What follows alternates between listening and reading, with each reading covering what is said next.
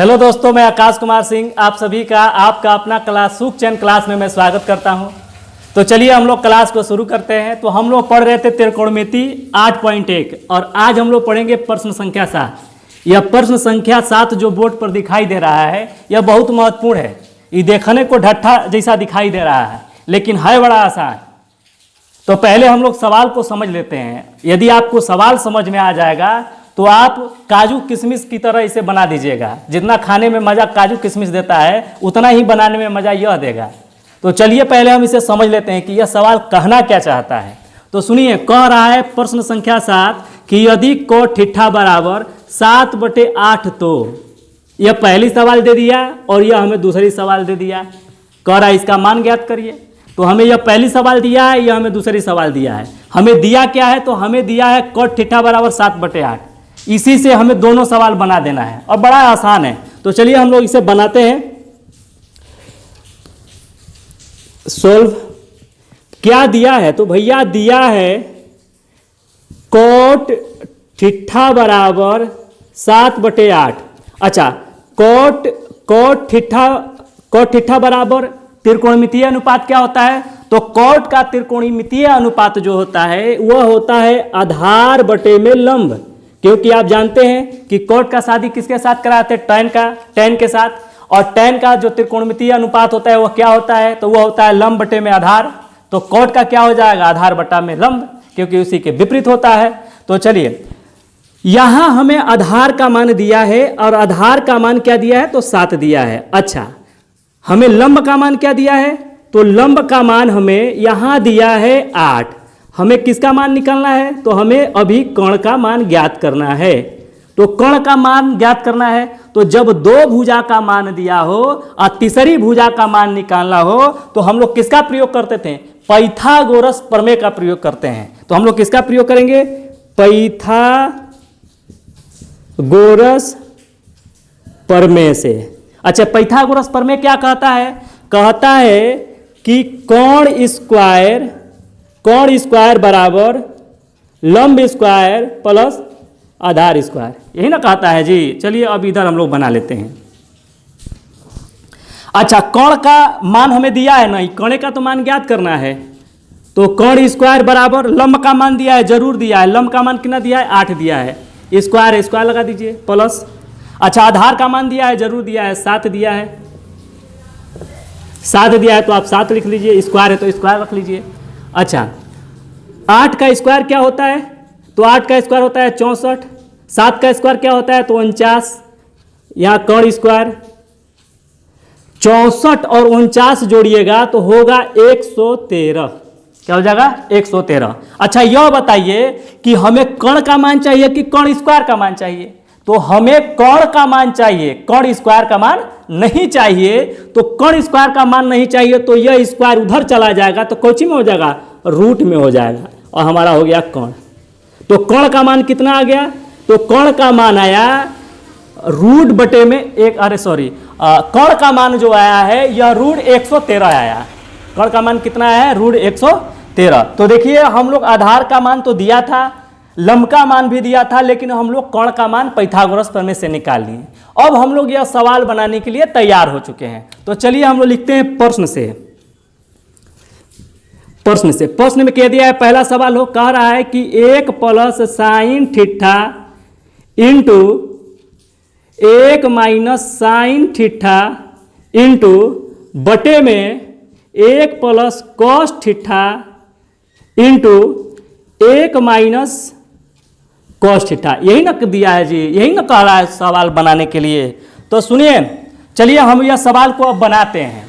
तो सवाल को बनाने से पहले आपको यह पता होना चाहिए कि साइन का त्रिकोणमितीय अनुपात क्या होता है, कॉस का त्रिकोणमितीय अनुपात क्या होता है। और इनको मैंने ट्रिक के माध्यम से बहुत आसान तरीका से इसे समझाया है पिछले वीडियो में। तो आप इससे यानी त्रिकोणमिति से जितने भी सूत्र संबंधित हैं, जितना भी सूत्र है, सभी का मैंने वीडियो अपलोड कर चुका हूं। आप उन वीडियो को जरूर देखिएगा, बिल्कुल दम समझ में आ जाएगी आपको। तो चलिए हम लोग इसे आगे बनाते हैं। कह रहा है कि 1, तो यहाँ 1 का 1 लिख दीजिए। अच्छा, साइन, यहाँ साइन थीटा, साइन का मान क्या होता है? लंब बटा में कोण होता है। तो लंब बटा में कोण, तो हम यहाँ जानते हैं कि लंब बटा में कर्ण होता है। साइन का मान क्या होता है? लंब बटा में कर्ण। यह साइन का त्रिकोणमितीय अनुपात होता है और कॉस का त्रिकोणमितीय अनुपात क्या होता है? तो आधार बटा में कर्ण। यह हमारा कॉस का होता है। किसका होता है? कॉस का। और यह मेरा किसका होता है? साइन का होता है। तो सुनिए, लंब का मान दिया है, जरूर दिया है। लंब का मान क्या है? 8। तो आप यहां रख दीजिए 8 बटा में कर्ण। कर्ण का मान कितना निकाले हैं? अंडरूट 113 लिख दीजिए, अंडरूट 113। अच्छा चलिए आगे देखा जाए। इंटू है, इंटू लगा दीजिए। अब इधर चला जाए, इधर 1 है, 1 का 1 रख दीजिए, माइनस है माइनस रख दीजिए। साइन का मान क्या होता है? लंब बटे में कर्ण, त्रिकोणमितीय अनुपात होता है। लंब का मान दिया है, जरूर दिया है। क्या दिया है भैया? 8 दिया है, रख दीजिए 8। अच्छा कर्ण का मान क्या दिया है जी? कर्ण का मान दिया है अंडरूट 113। तो लिख लीजिए अंडरूट 113। ओहो रुक जाइए 1 मिनट। अंडरूट 113, यहां भी आप इंटू लगा दीजिए। जो जो किया है वही करिए, बस मान रखते चले जाइए।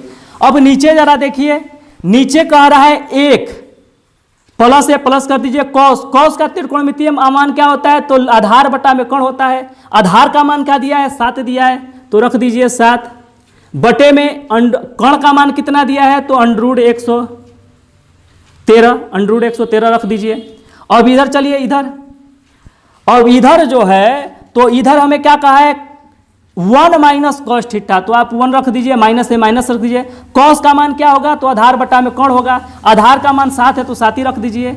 और कर्ण का मान अंडरूट 113 है, आप अंडरूट 113 रख दीजिए। क्या वीडियो में दिखाई दे रहा है? जरा देख लेने दीजिए। हाँ बिल्कुल दिखाई दे रहा है। अच्छा हाँ बिल्कुल दिखाई दे रहा है। चलिए कोई दिक्कत नहीं है। आइए, तो शायद इतनी बात आपको समझ में आई होगी। ठीक है कि जो था वही हमने रख दिया। अब देखिए, अब हम आगे क्या करेंगे? हमने तो जो था फार्मूला में, फार्मूला के हिसाब से मैंने सारे इन मानों को रख दिया। अभी तक मैंने कुछ नहीं किया। अब हम लोग यहाँ से बनाना स्टार्ट करेंगे। आप इसे अगर ध्यान से देखते हैं और इसे ध्यान से देखते हैं तो यह एक समसहिका के रूप में हो गया है। और वह समसहिका आप परीक्षा में यहाँ लिखिएगा, यहाँ लिखिएगा ए प्लस बी इंटू ए माइनस बी बराबर ए स्क्वायर माइनस बी स्क्वायर। यह आपको याद है? यह एक समसहिका है। याद है? बचपन में हम लोग पढ़े होंगे कि ए प्लस बी इंटू ए माइनस बी बराबर ए स्क्वायर माइनस बी स्क्वायर। यह आ रहा है कि नहीं आ रहा है? हाँ आ रहा है। चलिए कोई दिक्कत नहीं है। तो इसका मान इतना होता है। इसका मान यानी जब आप जानते हैं कि समसहिका होता है, तो देखिए यह ए है, तो ए हम 1 को मान लेते हैं। हम लिख सकते हैं कि जहां ए बराबर 1 है और बी बराबर क्या है भैया? जहां ए बराबर 1 है और बी बराबर 8 अंडरूट 113 और 8 बटे में अंडरूट 113। यह जहां बी है, यानी बी के जगह पर हम यह रख सकते हैं और ए के जगह पर 1 रख सकते हैं। तो जब ए प्लस बी इंटू ए माइनस बी बराबर इतना होता है और यह इसके रूप में है, तो जब इसके बराबर इतना होता है, इसके बराबर इतना होता है, तो हम भी इसके बराबर ऐसे यानी इसके रूप में हम लोग लिख सकते हैं। सेम टू सेम देखिए नीचे, यहाँ प्लस है, यहाँ माइनस है। एक को हम ए मान लेते हैं, इसको हम लोग बी मान लेते हैं, इसको ए मान लेते हैं, इसको बी मान लेते हैं। यहाँ हम इसको ए मान लेते हैं, इसको बी मान लेते हैं, यहाँ ए मान लेते हैं, इसको हम बी मान लेते हैं। तो देखिए दम आसान है। तो आपको समझ में आया होगा कि हम लोग अब इस पर रफ बनाएंगे। तो देखिए हम लोग इसे, तो इधर चलते हैं।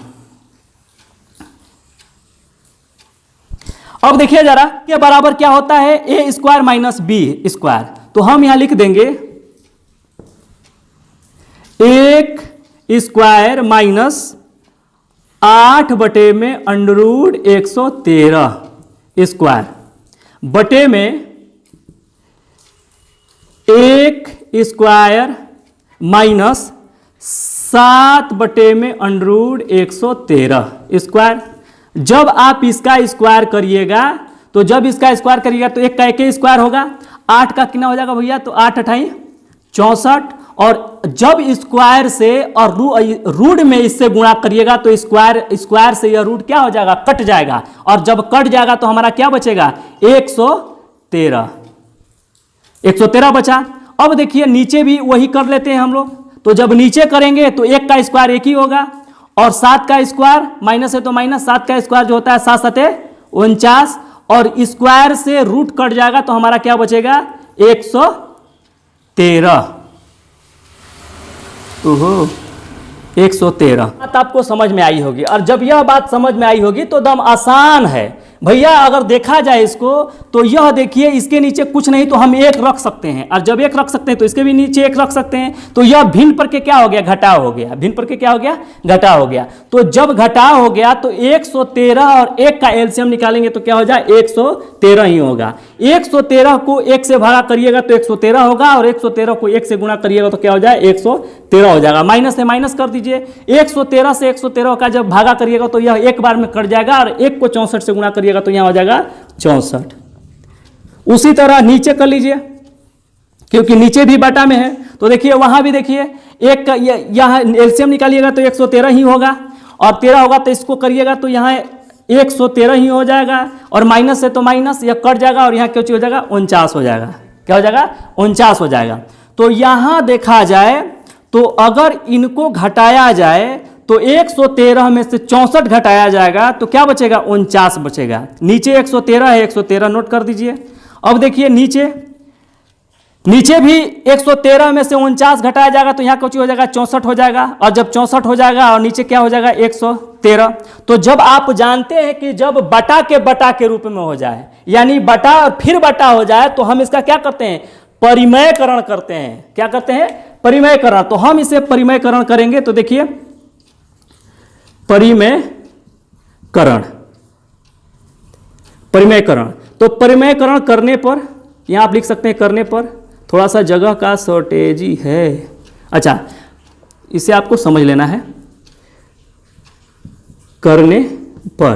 तो जब आप परिमेयकरण करिएगा तो यह 49/113 और देखिए जब परिमेयकरण करते किया जाता है तो यह नीचे का ऊपर का नीचे हो जाता है तो 113 ऊपर हो जाएगा तो यह हो गया 113 और यहां चला आया 64 नीचे।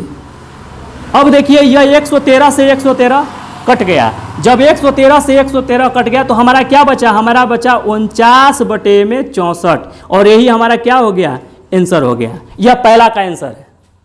यह पहला का क्या आ गया पहला प्रश्न का हम लोग आंसर निकाल लिए। तो शायद यह बात आपको समझ में आई होगी। चलिए हम लोग दूसरा प्रश्न देखते हैं। दूसरा प्रश्न यही देख लेते हैं, बड़ा छोटा है। दूसरा प्रश्न कह रहा है कि कॉट स्क्वायर का मान क्या होगा। ए भैया कॉट का मान क्या दिया है हो तो कॉट का मान जो दिया है इसे हम यहां यही बना लेते हैं।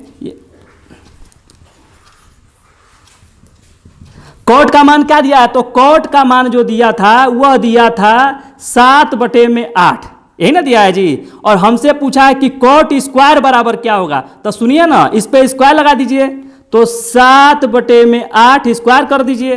तो सुनिए 7 का कितना होगा 7 7 49, 7 का स्क्वायर 49 होगा, 8 का कितना होगा 64। यही मेरा क्या हो गया आंसर हो गया। तो शायद यह बात आपको समझ में आई होगी।